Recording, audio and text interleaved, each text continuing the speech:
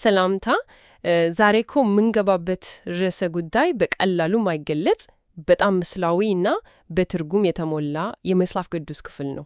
ይኸውም ስለ ዮሐንስ ራእይ ምዕራፍ 12 የቀረበልንን አንድ ዝርዝር ትንታኔ ይዘን ቀርበናል። አዎ፣ ይህ ምዕራፍ በምሳሌያዊ ገጸ ባህሪያት የተሞላ ነው። ፀሐይን የተጎናጸፈች ሴት፣ እሳታማ ዘንዶ እና ደግሞ አሕዛብንም በብረት በትር ሊገዛ ያለው ወንድ ልጅ። ልክ ነው። የዛሬው ጥናታችን ዋና ዓላማም የቀረበልን ትንታኔ እነዚህን ገጸ ባህሪያት እንዴት እንደሚለያቸው እና ደግሞ ክስተቶቹ በምን አይነት የጊዜ ሰሌዳ እንደሚፈጸሙ የሚያስቀምጠውን መንገድ መመርመር ነው። በጣም ትክክል። ይህንን ትንታኔ ለመረዳት ግን ጸሐፊው መጀመሪያ ላይ ያስቀምጣቸው ጥቂት መሰረታዊ መነሻዎች አሉ። ልክ እንደ አንድ ጨዋታ ሕግ ማለት እንችላለን። እነዚህን ሕጎች ካልተረዳን የጨዋታውን ሂደት ለመከታተል እንቸገራለን። በጣም ጥሩ አገላለጽ ነው። ያው እነዚህ ሕጎች 4 ናቸው። አንደኛ፣ ጸሐፊው እንደሚለው በራእይ 7 እና 14 ላይ የተጠቀሱት 144,000 ሰዎች አንድና ተመሳሳይ ቡድን ናቸው። እሺ፣ ያ የመጀመሪያው ነው። ሁለተኛ፣ እነዚህ 144,000 ሰዎች ሁለቱ ምስክሮች ተብለው ከሚታወቁት ጋር አንድ ናቸው ይላል። ሦስተኛው ደግሞ የጊዜ ጉዳይ ነው። ሰይጣን ከሰማይ የሚባረረው 5ኛው መለከት ከሚባለው ክስተት ጋር ነው ይላል። እና የመጨረሻውስ? በመጨረሻም የ144,000ዎቹ መታተም የሚጠናቀቀው 6ኛው ማኅተም ሲከፈት ነው ይላል። እነዚህን እንደ መነሻ ከያዝን የትንታኔውን ሰንሰለት መከተል እንችላለን። እሺ፣ እንግዲያው ታሪኩን እንጀምር። ምዕራፉ የሚጀምረው በአንድ አስደናቂ ምስል ነው። አንዲት ሴት ፀሐይን ተጎናጽፋ ጨረቃ ከእግሯ በታች ሆኖ በራሷ ላይ የ12 ከዋክብት አክሊል ደፍታለች። ይህቺ ታላቅ ሴት ማን ናት? ይሄ የትንታኔው የመጀመሪያው ትልቅ ነጥብ ነው። ጸሐፊው እንደሚለው ይህን ሴት አንድ ወጥ ማንነት የላትም። ማንነቷ በጊዜ ሂደት ይቀየራል። ቆይ፣ ማንነቷ ይቀየራል ስትል ምን ማለት ነው? በመጀመሪያ ወንዱን ልጅ ከመውለዷ በፊት እግዚአብሔር የመጀመሪያውን ቃል ኪዳን የገባላትን ሕዝብ ትወክላለች። ይህም የብሉይ ኪዳን ቤተ ክርስቲያን ወይም ሥጋዊ እስራኤልን። እሺ፣ ያ የመጀመሪያው ማንነቷ ነው። ከዛስ ልጁን ከወለደች በኋላ ያ ማንነቷ ሙሉ በሙሉ ያበቃል? ጥሩ ጥያቄ ነው። ጸሐፊው እንደሚያስረዳው ማንነቱ ይሸጋገራል ወይም ይሰፋል ማለት እንችላለን። ልጁን ከወለደች በኋላ ማንነቷ በክርስቶስ ደም በተመሰረተው አዲስ ኪዳን ውስጥ ያለችውን እውነተኛዋን እስራኤል ወይም ቤተ ክርስቲያንን ያጠቃልላል። ስለዚህ ዋናው ቁም ነገር የዘር ሐረግ መሆኑ ቀርቶ ብድቅ የእግዚአብሔርን መልክ መያዝ ይሆናል። ሥጋዊ ማንነቱ ወደ መንፈሳዊ ማንነት ያድጋል ማለት ነው። ገብቶኛል። ቀጥሎ ደግሞ አሕዛብን ሁሉ በብረት በትር ሊገዛ ያለው ወንድ ልጅ ተወለደ ይላል። ይሄ አገላለጽ በቀጥታ ኢየሱስ ክርስቶስን የሚያመለክት ይመስላል። አዎ፣ ያለምንም ጥርጥር ትንታኔው ላይ ይሄ በጣም ወሳኝ ነጥብ ነው። ምክንያቱም ይህ የጊዜ ሰሌዳውን በሙሉ የሚቆልፈው ቁልፍ ነው። እንዴት? አንዳንዶች ይህ ልጅ ሰማዕታትን ወይም ቅዱሳንን ይወክላል ብሎ ይተረጉማሉ። ይህ ግን ትልቅ ስህተት ነው ይላል ጸሐፊው። ጥቅሱ ልጁ ወደ እግዚአብሔርና ወደ ዙፋኑ ተነጠቀ ይላል። ይህ የክርስቶስን እርግት እንጂ የቅዱሳንን መንጠቅ ወይም የመጀመሪያውን ትንሣኤ አያመለከትም። ልዩነቱ ምንድን ነው? ያን ያህል ትልቅ ነው? ልዩነቱ በጣም ትልቅ ነው። የክርስቶስ እርገት ከተፈጸመ በኋላ ትንቢቱ ልክ ፊልም ላይ ፋስት ፎርዋርድ እንደምናደርገው በመካከል ያሉትን ወደ 2000 የሚጠጉ የቤተ ክርስቲያን ዘመን ዓመታትን ዝም ብሎ ይይዘልና በቀጥታ ወደ መጨረሻው ዘመን ክስተቶች ይወስደናል። ስለዚህ ልጁን እንደ ቅዱሳን ከወሰድ ነው የጊዜ ሰሌዳው ሙሉ በሙሉ ይዛባ። ሙሉ በሙሉ ትርጉሙን ይስታል ማለት ነው። እሺ፣ እንግዲህ ልጁ ወደ ዙፋኑ አረገ። ከዚያ በኋላ የትንቢቱ ትኩረት ወደ ሌላ ቦታ ዞረ። በሰማይ ጦርነት ሆነ። ይሄ የፍጻሜው ዘመን ድራማው መጀመሪያ ይመስላል። በትክክል ይሄ ነው ድራማውን የሚያቀጣጥለው። በራእይ መጽሐፍ ውስጥ ክስተቶች የሚገለጹት በማኅተሞች፣ በመለከቶች እና በቁጣ ጽዋዎች ቅደም ተከተል ነው። በዚህ ትንታኔ መሠረት የሰይጣን ከሰማይ መባረር የሚገጣጠመው 5ኛው መለከት ከሚባለው ወሳኝ መለከት ጋር ነው። ይሄ ክስተት ለምንስ በምድር ላይ ከዚህ በፊት ታይቶ የማይታወቅ ሁከት ይፈጠራል? ሰይጣን ከዚህ በፊትም በምድር ላይ ተጽዕኖ አልነበረው? ነበረው። ነገር ግን አሁን ሁኔታው ይለያያል። ከሰማይ ሙሉ በሙሉ ተባሮ ወደ ምድር ሲጣል ጊዜውን እንዳጠረበት ስለሚያውቅ በታላቅ ቁጣ ይሞላል ይላል። ያ ቁጣው ደግሞ አዎ፣ ያ ቁጣው ደግሞ በዳንኤል ትንቢት ላይ የተጠቀሰውን የመጨረሻውን 1 ሳምንት ወይም የ7 ዓመት ጊዜ ያስጀምራል። ስለዚህ የሰይጣን መባረር የመጨረሻዎቹ 7 ዓመታት ማስጀመሪያ ጥሪ ነው ማለት እንችላለን። እንግዲህ ጸሐፊው የመጨረሻዎቹን 7 ዓመታት ልክ እንደ አንድ ድራማ በሁለት ዋና ዋና ክፍሎች ከፍሎ ነው የሚያሳየን። እስቲ ስለ መጀመሪያው ክፍል እንነጋገር፣ ስለ 1260 ቀናት።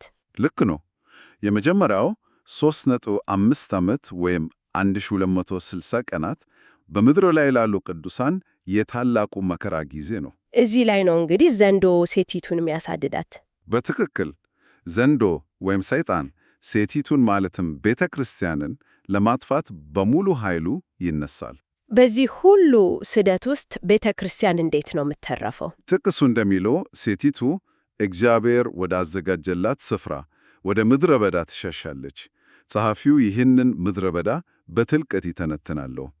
ይህ አካላዊ ቦታ ብቻ ሳይሆን የመንፈሳዊ ጥበቃና እንክብካቤ ስፍራ ነው። እሺ፣ እና በዚህ ስፍራ ውስጥ ነው እንግዲህ ሌላኛው ወሳኝ ተዋናይ ወደ ታሪኩ የሚገባው። እስካሁን ስለ ሴቲቱና ስለ ዘንዶ ስናወራ ቆይተናል። ነገር ግን በቁጥር የተገለጸ አንድ ቡድን አለ፣ 144 ሺዎቹ።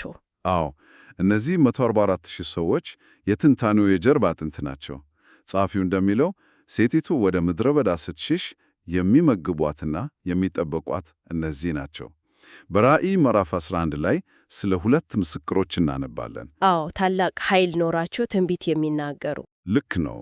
ብዙ ትርጓሜዎች ሙሴን እና ኤልያስን ወይም ሌሎችን ይጠቅሳሉ። ይህ ትንታኔ ግን በጣም የተለየ አቅጣጫ ይወስዳል። 2ቱ ምስክሮች የሚባሉት እነዚህ 143,000 የታተሙ ቅዱሳን ናቸው ይላል።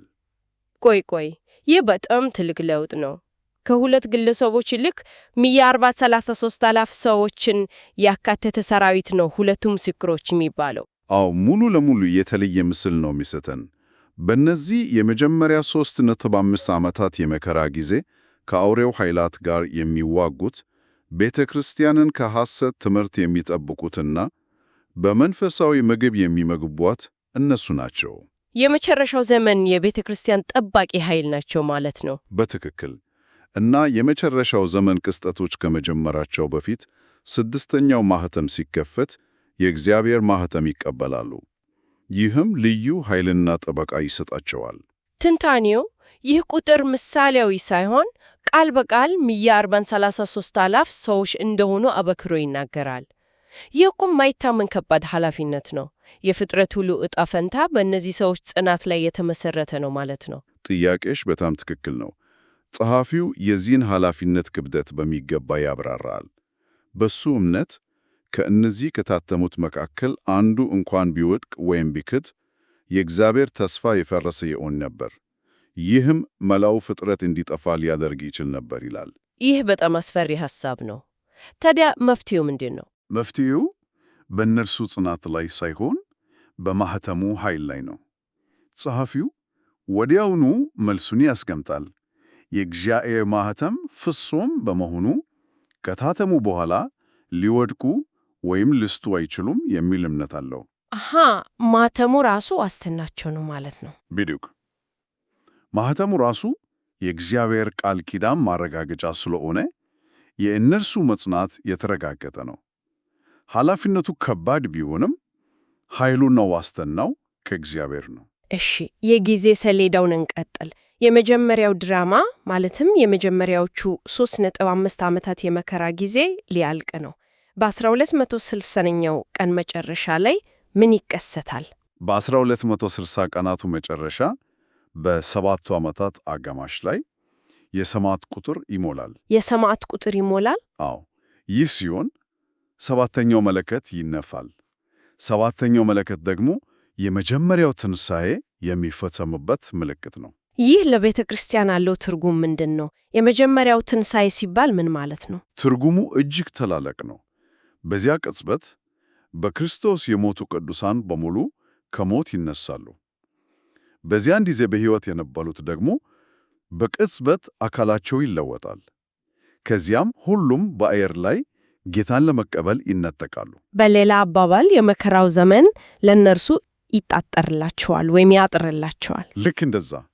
ይህም ማለት በቀሪዎቹ 3.5 ዓመታት በምድር ላይ ከሚሆነው ነገር ሙሉ በሙሉ ያመልጣሉ ማለት ነው። ሙሉ በሙሉ? አዎ፣ ሙሉ በሙሉ። ይህ የትንታኔው ቁልፍ ነጥብ ነው። ቤተ ክርስቲያን ስትነጠቅ በምድር ላይ የሚቀረው የፍርድ ጊዜ ነው። ሁለተኛው የ3 እና 5 ዓመት ጊዜ ለቤተ ክርስቲያን የመከራ ጊዜ ሳይሆን በአመፀኞች ላይ የሚፈጸም የፍርድ ጊዜ ነው። 7ቱ የቁጣ ጽዋዎች ወይም መቅሰፍቶች የሚፈሱት በዚህ ወቅት ነው። ታዲያ በዚያን ጊዜ በምድር ላይ ማን ይቀራል? መቅሰፍቶቹ የሚወርዱት በማን ላይ ነው? ቅዱሳን ስለተነጠቁ በምድር ላይ የሚቀሩት አውሬውን የሚያመልኩ እና የእርሱን ምልክት የተቀበሉ ብቻ ናቸው። ስለዚህ የእግዚአብሔር ቁጣ በቀጥታ በእነዚህ ሰዎች ላይ ይወርዳል። እንግዲህ ዛሬ የተመለከትነው ትንታኔ እጅግ ዝርዝር የሆነ የራእይ 12ን የጊዜ ሰሌዳን ነው የሚያሳየው። ዋናው ነጥብ ቤተ ክርስቲያን መከራውን በሙሉ አታልፍም፣ ከመከራው በፊትም አትነጠቅም። ይልቁንስ በመጨረሻው ሳምንት የመጀመሪያ አጋማሽ መከራን ትቀበላለች። ከዚያም በመከራው አጋማሽ ላይ በመጀመሪያው ትንሣኤ አማካኝነት ከምድር ተነጥቃ ከሚመጣው መቅሰፍት ታመልጣለች የሚል ነው። አዎ፣ በመከራው አጋማሽ ላይ መንጠቅ ወይም ሚድ ትሪቡሌሽን ራፕቸር የሚል አቋም ነው የሚያቀርበው። የትንታኔው ዋና ዋና ነጥቦችን በሚገባ የተመለከተን ይመስለኛል። ነገር ግን ጸሐፊው በመጨረሻ ላይ ያስቀመጠው አንድ በጣም ጥልቅ የሆነ ሐሳብ አለ፣ ዝም ብለን ማለፍ የሌለብን። እሱ ምንድን ነው? ትንታኔው እንደሚለው የመጀመሪያው ትንሣኤ የሚፈጸመው ለቅዱሳን መዳን ብቻ አይደለም። ከዚያ የላቀ ሰማያዊና ዘላለማዊ ዓላማ አለው። እንዴት ሆኖ? ከቅዱሳን መዳን በላይ ምን ዓላማ ሊኖረው ይችላል? ጸሐፊው እንደሚለው የመጀመሪያው ትንሣኤ የሚፈጸመው የሰማዕታት ቁጥር ሲሞላ ነው። እነዚህ ሰማዕታት በታላቁ መከራ ጊዜ እስከ ሞት ድረስ ታምነው የእግዚአብሔርን ትእዛዛት መጠበቃቸው የእግዚአብሔር ሕግጋት ፍጹም፣ ቅዱስ እና ሊጠበቁ የሚችሉ እንደሆኑ ለፍጥረት ሁሉ በተግባር ያረጋግጣሉ። ለማን ነው የሚያረጋግጡት? ለሰዎች? ከሰዎችም በላይ። ይህ ማረጋገጫ የሚያስፈልገው ለሰማያዊ ፍጥረታት፣ ለመላእክት ጭምር ነው። ያው ሰይጣን ከመጀመሪያውኑ እግዚአብሔርን የከሰሰው ሕገር ከባድ ነው፣ ፍጡራን ሊጠበቁት አይችሉም በሚል ነበር። የሰማዕታቱ ታማኝነት ይህንን የሰይጣንን ክስ ውድቅ ያደርገዋል። በመላእክትና በሌሎች ሰማያዊ ፍጥረታት አእምሮ ውስጥ የነበረውን ጥርጣሬ ሙሉ በሙሉ ያስወግዳል። ይህ በጣም ሰፊ አንድምታ ያለው ሐሳብ ነው። በምድር ላይ የሚደረግ የሰዎች ትግል የሰማያትን ጥያቄ ይመልሳል ያለን ነው። በእርግጥ ጸሐፊው እንደሚጠቆመው ይህ ማረጋገጫ የፍጡራንን ፍቃድ ነጻነት ወደ ፍጹምነት ያደርሰዋል። ምክንያቱም ከዚያ በኋላ የእግዚአብሔርን ጽድቅና የሕጉን ፍጹምነት የሚጠራጠር ማንም አይኖርም። ስለዚህ በምድር ላይ በሰዎች የሚፈጸመው የመታመን ድርጊት እንዴት ሰማያዊና ዘላለማዊ አንድምታ እንዳለው እንድናስብበት የሚያደርግ ነጥብ ነው። የሰው ልጅ ታሪክ የሰማያትን ዕጣ ፈንታ የሚወስን መድረክ ይሆናል ማለት ነው። ይህ በእውነት ብዙ እንድናስብ የሚጋብዝ ሐሳብ ነው።